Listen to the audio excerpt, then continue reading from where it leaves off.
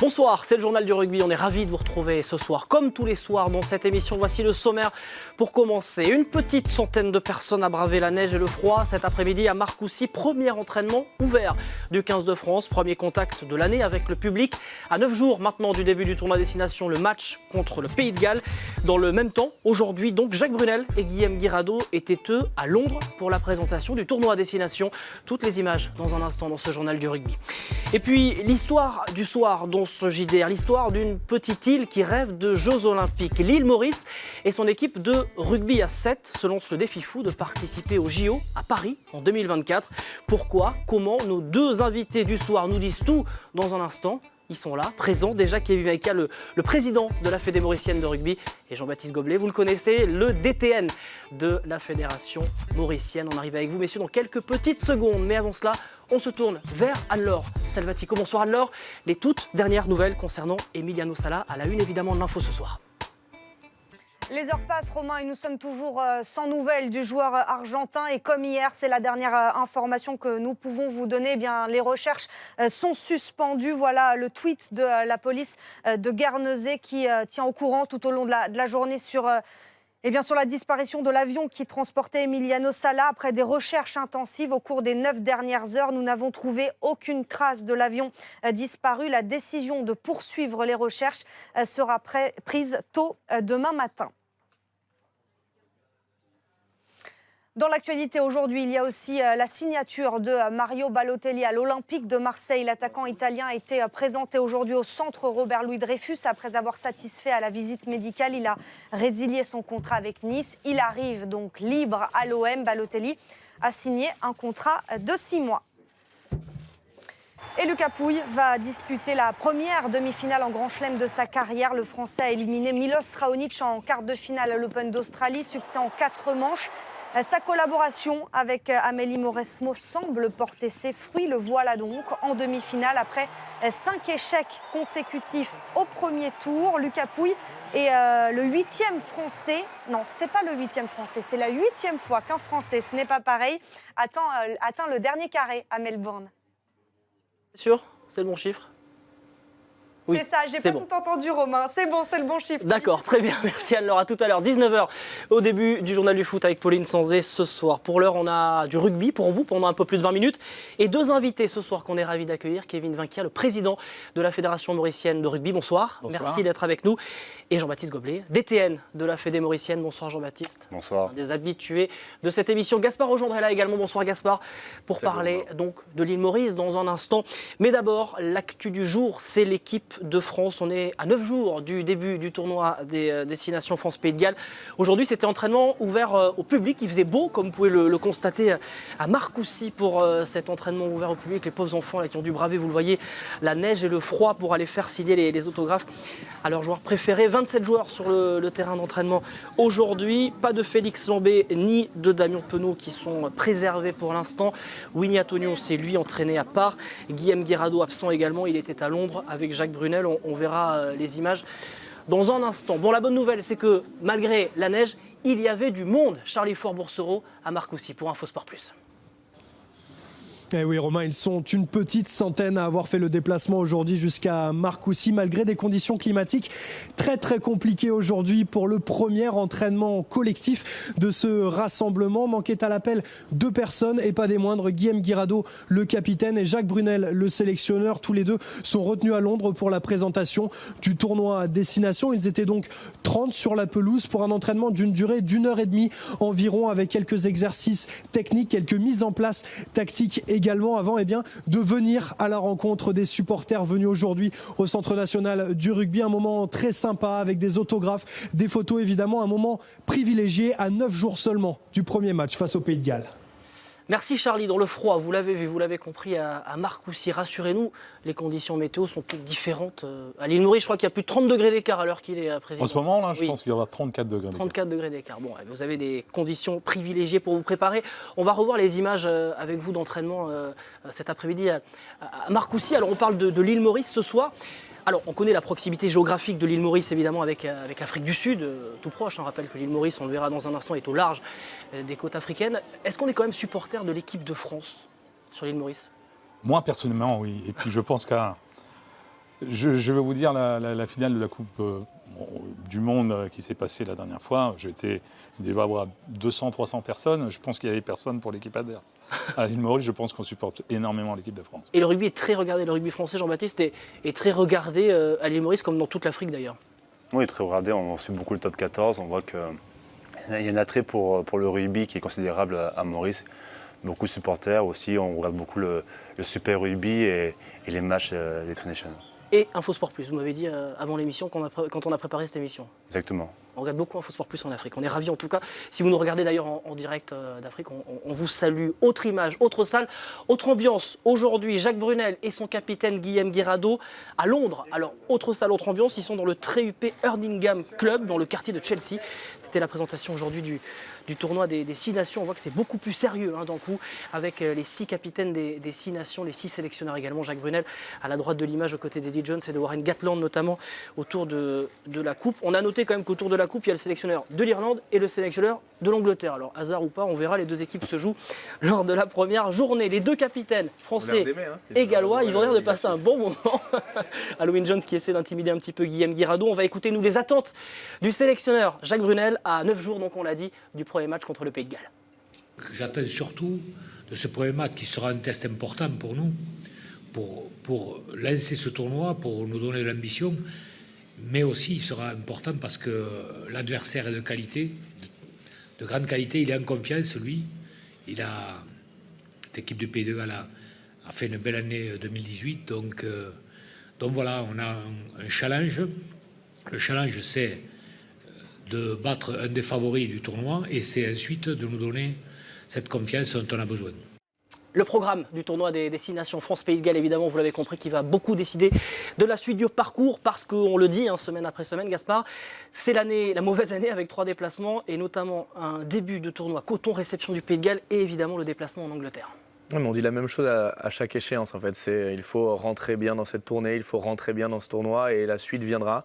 Et puis finalement on s'aperçoit que ce n'est pas toujours le cas, avec une entrée en liste difficile lors de la tournée de novembre, puis un réveil face aux Argentins et patatras, la chute complète face aux Fidji.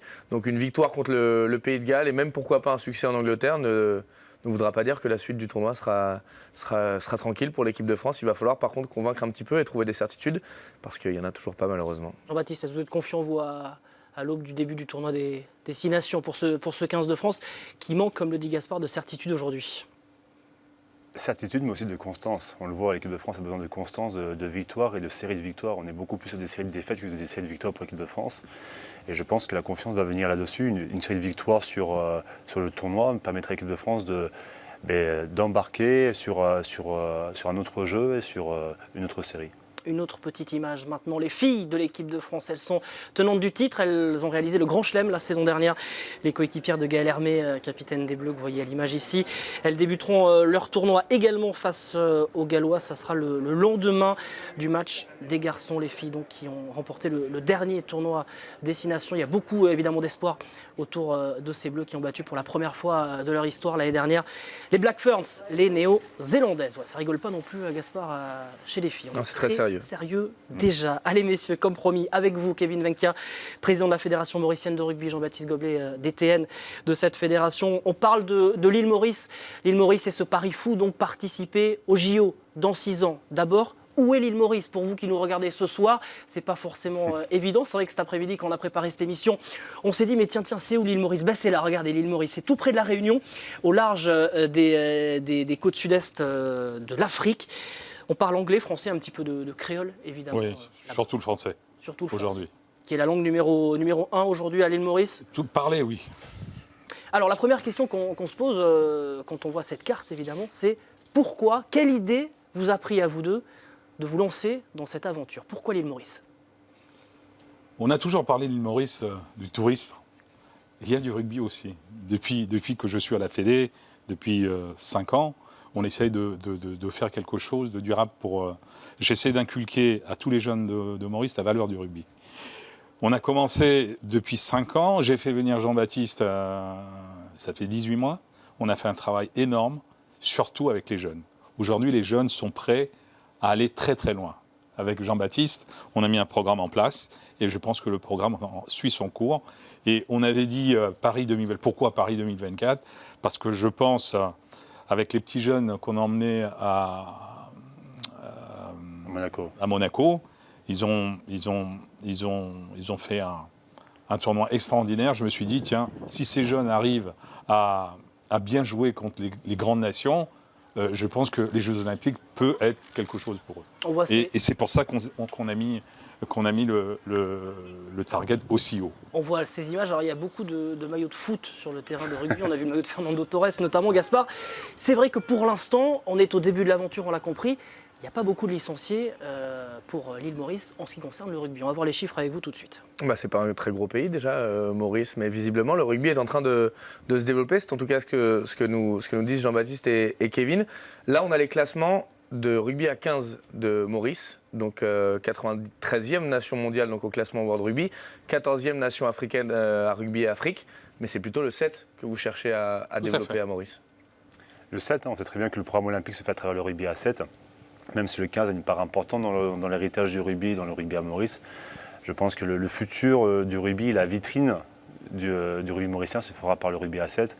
Et le but est au-delà de la qualification hommes et femmes pour les JO de Paris 2024, il y a aussi tout un volet social et développement dans la programmation de 2024. Jean-Baptiste avec Gaspard, on va parler d'abord donc de ce pari que vous vous êtes lancé parce que les Jeux Olympiques, c'est la tête de gondole, on l'a compris pour vous. Ce pari, Gaspard, de se qualifier pour les JO dans 6 ans, c'est un sacré défi parce que c'est pas évident d'y parvenir pour les nations africaines comme l'île Maurice. On se pose déjà la question de savoir si l'équipe de France pourra participer aux prochains Jeux Olympiques. En tout cas, il faut rappeler quelque chose, c'est qu'il n'y a que 12 équipes qui participent au tournoi final olympique, avec les 4 meilleures équipes de World Series qui sont directement qualifiées.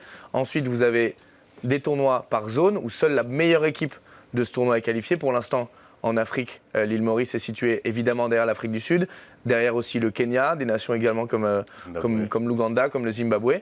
Donc forcément, ça va être compliqué de se hisser, on va dire, à la 2e place africaine, puisque l'Afrique du Sud devrait pouvoir se qualifier comme chaque édition dans les 4 meilleures équipes du World Series. Et ensuite, il y a une dernière chance avec un tournoi de repêchage de toutes les équipes qui ont fini de 2e à la 4e place de ces zones-là. Donc c'est difficile, mais pourquoi pas rêver. Mais justement, moi je voulais savoir par exemple, comment est-ce que vous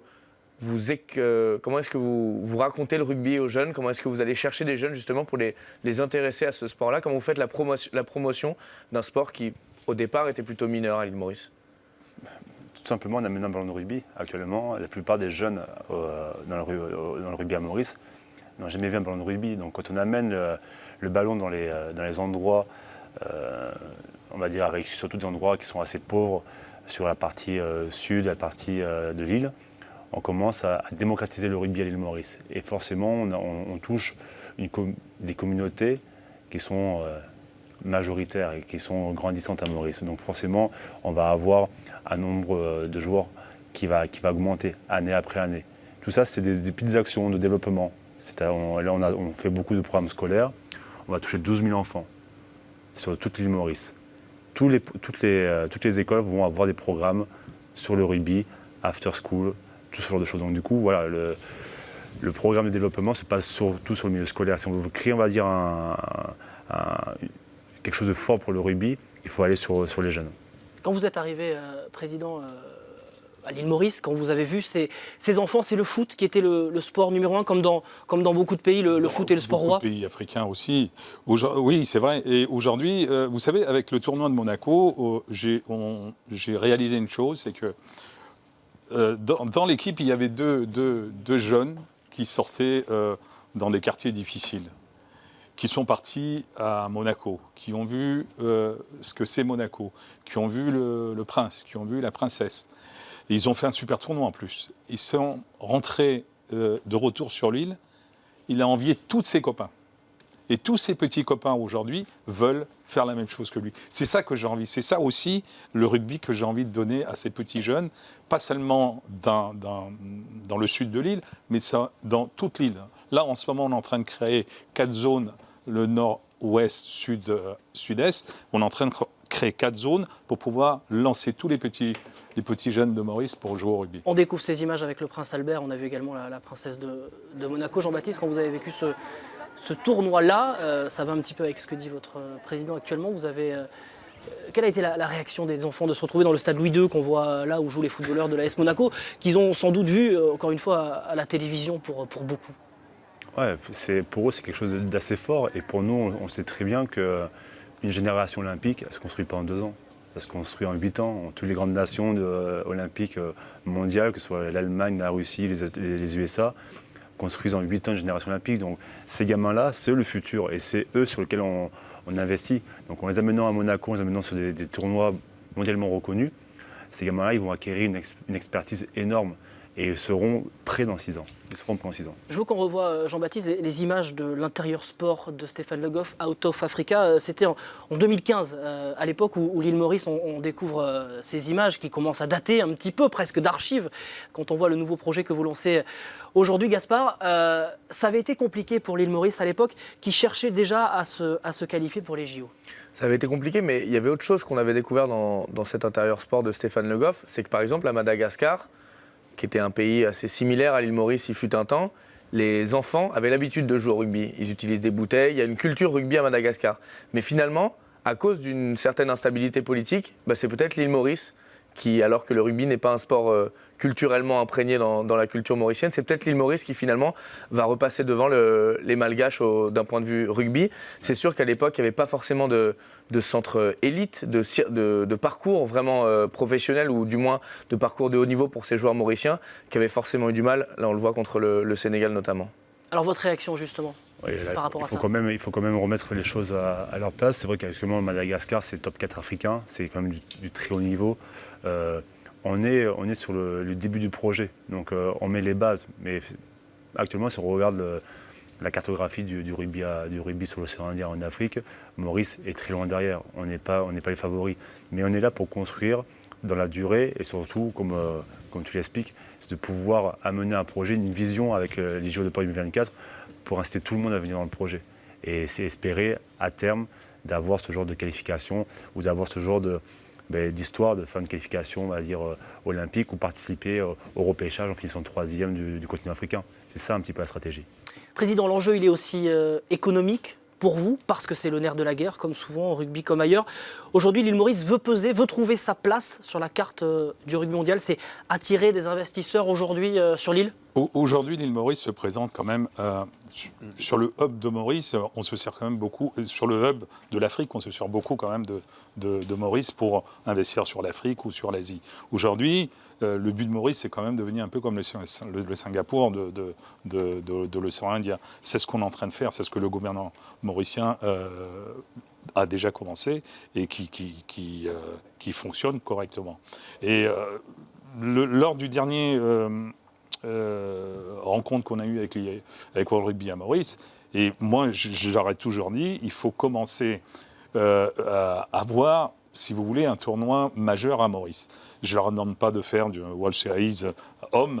Là, je suis en pourparlers avec eux pour pouvoir faire un tournoi, un World Series femmes.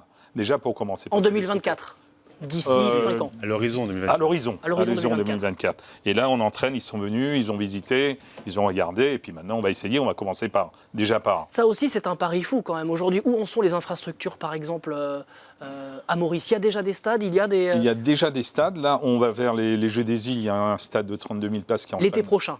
Ça sera l'été prochain. Et il va y avoir quand même une structure.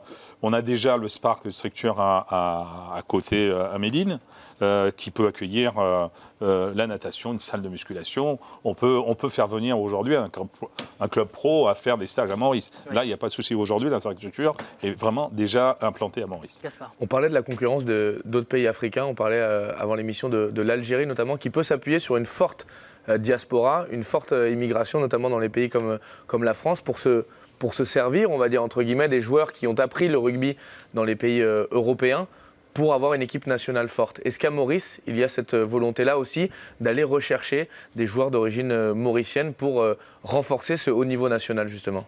Exactement, on a cette volonté-là, surtout comme tous les pays iliens, on en a parlé avant l'émission, comme l'Irlande, la Nouvelle-Zélande.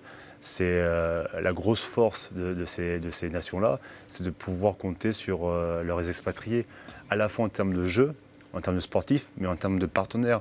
Actuellement, il y a un réel appel à la communauté mauricienne, à travers le monde, de participer au programme olympique 2024.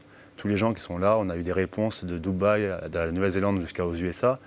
Les gens sont prêts à venir, à s'investir. Et ça, c'est ce qu'on veut, c'est de pouvoir communiquer avec ce genre d'émission, communiquer sur le projet de Maurice, faire venir tous ces gens-là dans le programme 2024 et construire un rêve pour le rugby mauricien. Et il y a clairement un choix, pardon Romain, de privilégier le 7. Que devient le rugby à 15 finalement à Maurice? Est-ce que vous avez un championnat domestique? Est-ce que l'équipe nationale va continuer à disputer les épreuves africaines? Exactement. Bien sûr, exactement. On est obligé. On est obligé, par la constitution de rugby africain, de participer au tournoi à 15. En fait, il faut comprendre que le rugby à 15, avant, il y avait c'était le 15 après le 7. Mais il faut comprendre que le 7 était un véritable boost pour le rugby à 15. La création de clubs de rugby à 7 va permettre d'avoir beaucoup plus de réservoirs et de joueurs pour le rugby à 15. Il faut concevoir, on va dire, le 7 comme une amorce par rapport au rugby à 15 et pas le contraire. Et c'est pour ça que la vitrine actuellement, c'est le rugby à 7, sur lequel on veut focaliser sur l'esprit olympique. Mais comme dans chaque grosse fédération, il faut que tout le monde puisse se jouer. Et surtout, il faut que tous les formats soient là. Et on parle de rugby à 15, on peut parler aussi de touch, on parle de flag, on parle de différentes formes de rugby. Et c'est important pour une fédération d'avoir différentes formes de rugby. On le voit avec l'Australie, on le voit avec l'Angleterre, on le voit avec l'Afrique du Sud. Les grosses nations qui ont gagné la Coupe du Monde, elles ont différentes formes de rugby. Le rugby à 13 aussi. Donc je pense qu'il faut se nourrir de toutes les formes de rugby, les amener vers le haut pour pouvoir construire une vraie fédération. Et c'est aussi le challenge en France également, on Voilà. pourrait le dire. Puisqu'on parle de rugby à 7, un tout dernier mot, parce qu'il va bientôt être l'heure de laisser la place au journal du foot. Gaspard, le groupe de France 7, justement, c'est pas ça, mais le groupe de France 7 va apparaître dans un instant pour le tournoi d'Hamilton qui a lieu ce week-end sur les antennes de Canal, avec deux petits nouveaux, Gandébé et Yobo, deux joueurs qui jouent aujourd'hui en top 14. Gandébé à Montpellier et Yobo au Stade Français. Ouais, il y a pas mal de blessés parmi les rangs des joueurs sous contrat. C'est le cas de Sacha Vallot, c'est le cas de Lagarde, c'est le cas de Jean-Pascal Barak et de Veredamou qui sont les deux fers de lance actuellement de cette équipe nationale de rugby à 7. Du coup, on allait piocher dans la liste qui avait été publiée par la FFR des joueurs de top 14 et Pro D2 susceptibles de venir renforcer cette équipe de rugby à 7. Donc il n'y aura pas, par exemple, Esteban Abadi, le jeune joueur du Racing qui n'a pas été retenu finalement, mais il y aura bien Jimmy Yobo et il y aura bien également Pierre Boudéan de La Rochelle ainsi que Gabriel Gandébé qui pourrait faire quelques ravages sur le circuit. Bon, évidemment, on suivra ça ce week-end sur les antennes de Canal. Et puis, évidemment, on en parlera vendredi dans ce journal du rugby. Président, je vous l'avais promis, je vous laisse le mot de la fin. Vous avez un petit message à faire passer, Alors, je crois. je vais juste souhaiter un très bon anniversaire à ma fille Théa, qui joue au rugby d'ailleurs, C'est très bien. et avec toutes ses copines et tous nos amis de Maurice qui nous regardent. Voilà, je pense qu'elle est ravie. Merci. En tout cas, elle nous regarde actuellement ce Exactement. soir. On l'embrasse. Merci beaucoup à vous deux d'avoir été avec nous ce soir. Merci Gaspard. On se retrouve demain pour un nouveau journal du rugby où on parlera notamment de la touche au Stade Toulousain via le nouveau numéro d'Invisible. On vous dira tout. Demain, le foot tout de suite avec Pauline Sanzé autour des équipes techniques de Pierre Jatta, les équipes éditoriales de Tom Cariolet, Antoine Marty. Belle soirée et à demain sur InfoSport+.